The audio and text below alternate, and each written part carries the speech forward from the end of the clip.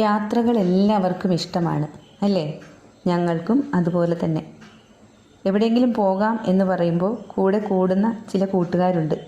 പോയാലോ എന്ന് ചോദിച്ചാൽ മാത്രം മതി. എങ്ങോട്ട് എന്ന് ചോദിക്കാതെ കൂടെ പുറപ്പെടുന്നവരാണ്. ശരിക്കും അതൊക്കെയല്ലേ ഭാഗ്യം? നല്ല ഫ്രണ്ട്സിനെ കിട്ടുക, പരസ്പരം ജീവനായി കാണുക. ഇന്ന് ഞങ്ങളുടെ യാത്ര കേരളത്തിലെ ഫസ്റ്റ് ഒപ്റ്റിക്കൽ ഇല്യൂഷൻ പാർക്കിലേക്കാണ്. അതെവിടെയാണെന്നോ? കണ്ണൂർ ജില്ലയിലെ കൂത്തുപറമ്പ് കായലോട് എന്ന സ്ഥലത്താണ്.